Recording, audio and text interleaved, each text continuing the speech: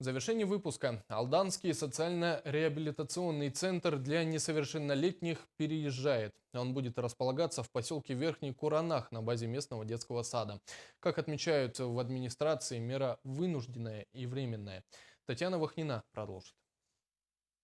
Со дня на день детский сад «Солнышко» поселка Верхний Куранах распахнет двери воспитанникам и новым жильцам. На первом этаже здесь расположится Алданский социально-реабилитационный центр для несовершеннолетних. Он много лет занимал часть площадей в 3 зданиях на окраине города, не приспособленных под свой профиль. В апреле 2014-го ставший привычным уклад изменился. В столовой приюта, где проживали школьники, произошло падение стенной балки, к которому привело проседание фундамента. Было принято решение разместить центр на базе детского сада. Произвели там ремонт, произвели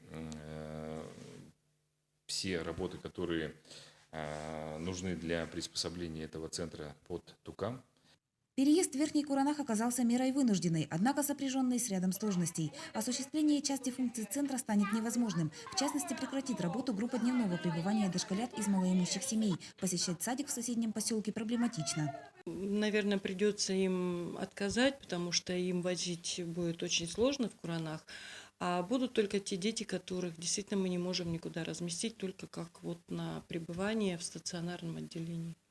Между тем, расположение центра на базе Верхнекуранахского садика временно. Власти и социальные службы района обещают помощь и содействие в покупке здания для центра. Мы будем участвовать в софинансировании этого мероприятия, то есть покупки нового здания, покупки новых площадей для Тукама.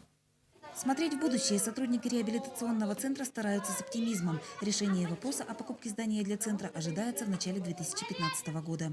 Татьяна Вахнина, Дмитрий Заливин, НВК «Саха», Алдан.